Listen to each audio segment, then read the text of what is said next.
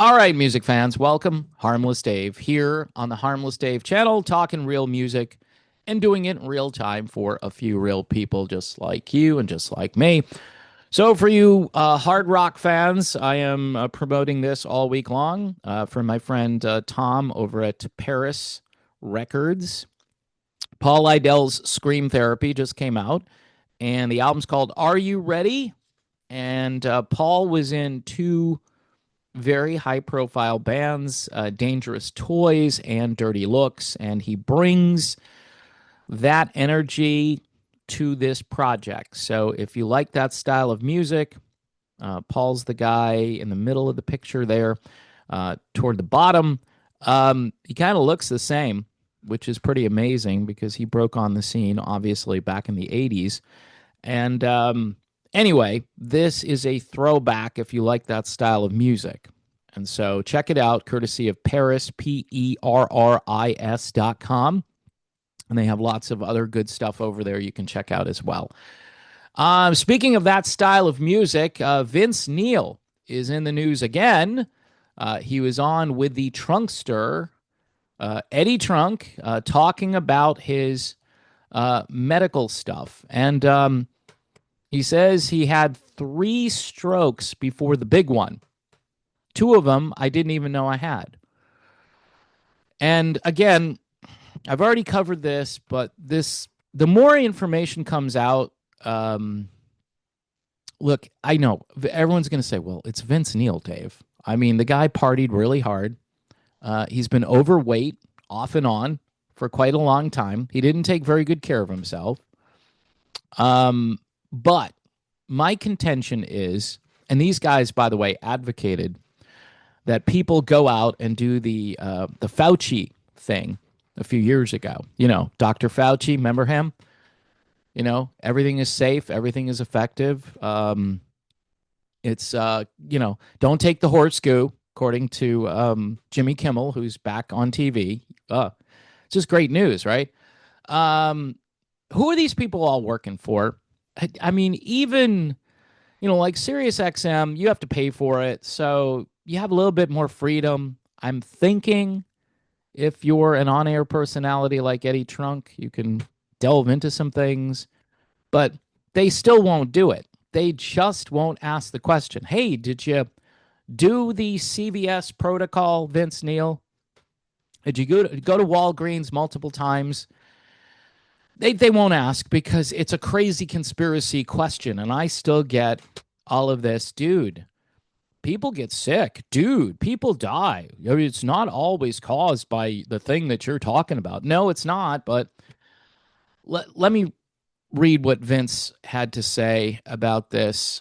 Vince told Trunk Nation, I think I've already covered this, but I'm going to do it again. It was Christmas night, and I went to sleep. I woke up, and I couldn't get out of bed. I'm like, what's going on? And my left leg wouldn't work, and my left arm wouldn't work. So I had to get help to get out of bed. I couldn't push myself up to get myself comfortable in bed. And so I had to have help. And slowly but surely, the sensation came back in my legs, and I had to learn to walk again. I went from a wheelchair to a walker to a cane, and I can now walk. But for 5 months, it was just off and on and not knowing what's going to happen. And the doctor said that I probably wouldn't be on stage again. And I was like, no, man, I can't do that.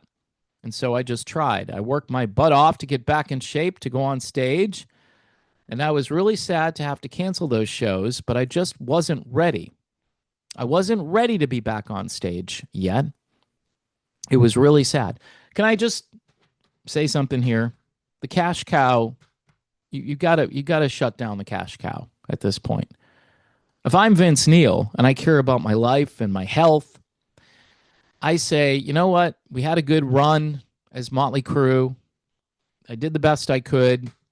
It might be time to just focus on my health and, maybe write a book or something, get a ghostwriter and write a book and, do a tell-all book, make lots of money off of that. But doing this stuff at this stage, I think for him is probably not a good idea to get back on stage. Eddie Trunk asked him if he knew right away that he had suffered a stroke.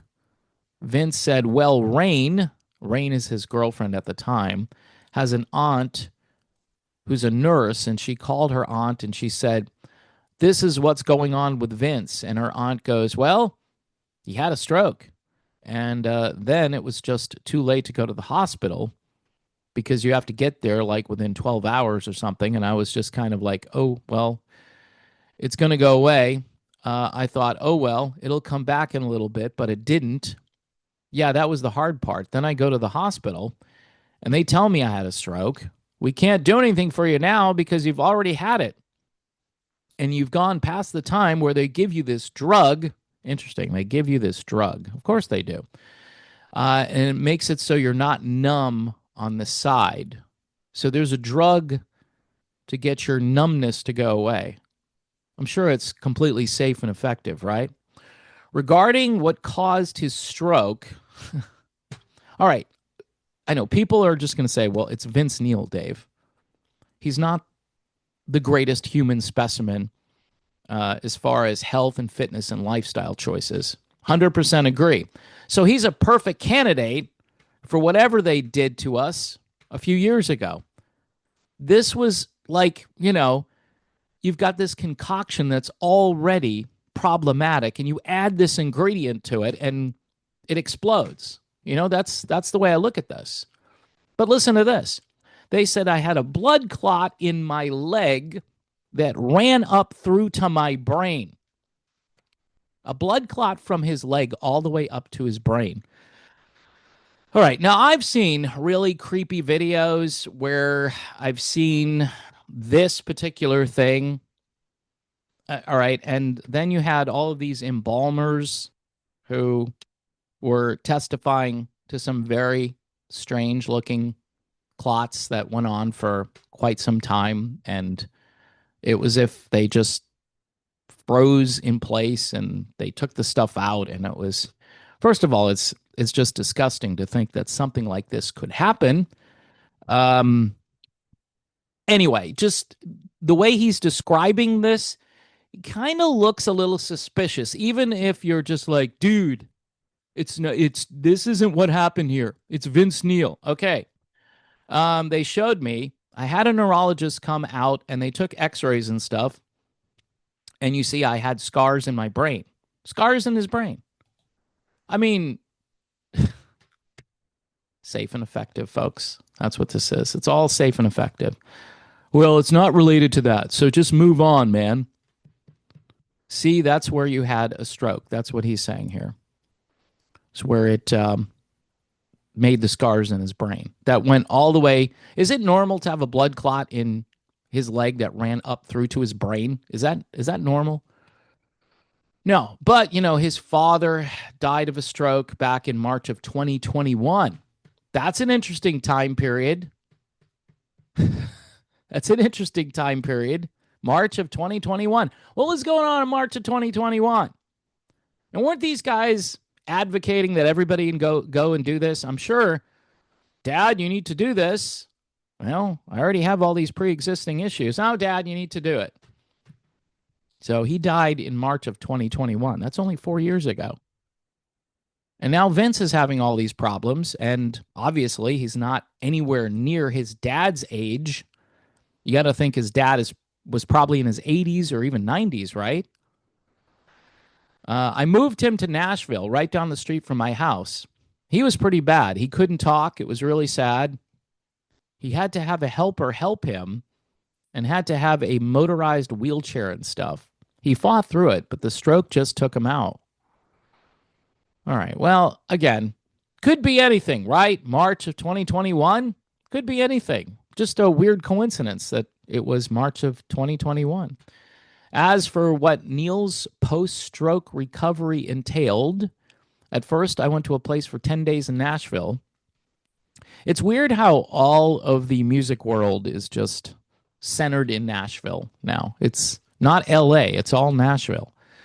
And they worked with me at the very beginning to get my memory back. And then I just hired a physical therapist to go to my house every day. and he was a physical therapist that does football players and stuff like that. So he had me running and doing things on the ladder on the floor, running those back and forth, doing massages, my arm, my hand. But he brought it all back. He got me through it all. Yeah. Um. Anyway, Vince revealed that he found out from the doctors that he had actually had four strokes throughout the years. Two of them I didn't even know about. One of them was a mini stroke that happened, and I was just losing feeling in my hand. And I got over that pretty quickly. But then this last one, it was a big one. My advice to Vince Neil would be, to quit, just get off the road. I know, you know, this guy has had a lot of ups and downs in his life, and it would be really tragic if he didn't just try to enjoy what's left of his life. And who knows? Of course, this probably has nothing to do with my crazy conspiracy theory, right? And so many others who have put out all this information that you can go and find for yourself. But remember, we're not supposed to do our own research. We're only supposed to trust experts, right? The experts. The same people that were telling, hey, Vince, make sure you tell everybody if they want to go to a concert, you got to have your QR code right here on the phone. You just scan like your cattle and you go in and you have a great time. And Garth Brooks had a tent, right? If you remember Garth Brooks, like, hey, if you didn't get to CVS, you can do it right here for free before you go to my concert. You can just do it here. And you're a great citizen for doing it. You're virtuous. So the rock world was part of this. And in my lifetime, I predict that this will all be looked at like it was one grand conspiracy, because it was. And look, this may not have anything to do with Vince, right? Just bad genes, was in the family. But it looks really suspicious to me. Again, you take someone with all these comorbidities and you shake it up a little bit and add this to it, and you get four strokes. So I wonder what precautions he's taking other than getting to a point where he can get up on stage. I wonder if he's doing any kind of detox program, because there are detoxes available, and he should really look into that. All right. Enough of my crazy conspiracy theory stuff. Clickbait. Whatever. This is what I talk about. Scream Therapy is really good. Check them out. Are You Ready is the name of the album, courtesy of Paris Records, Paul Lydell's Scream Therapy. I am promoting it all this week. So hopefully you'll check it out and maybe order yourself a copy of the CD. CDs are cool, man. Get a CD before you can't get a CD anymore. I think they're going to make a comeback, but who knows? If they're not going to make a comeback, all the old music that's out there, when they start to remix, remaster, auto-tune, and it's AI, folks. AI will come and fix your old music, and you'll be like, hey, this doesn't sound quite the same. It'll be sort of like it, but it won't be exact. So it's good to have a hard copy of it, either on vinyl or CD, so you can actually remember how the music actually sounded when they put it out. All right, people. Jesus loves you. Even if you don't love yourself, Jesus loves you. And you can be a misfit, a loser, a complete reject, any of those things, and God will love you. And that's a good thing, because people are very fickle, but God is consistent. He's right there with you. And all you have to do is have faith and trust in the finished work of Jesus Christ. When he died, right before he died, he said, it is finished. It's done. There's nothing that you need to do. He paid the entire price for you. So put your faith and trust in God. There's nothing more important that you can do in this lifetime. See you soon, everyone.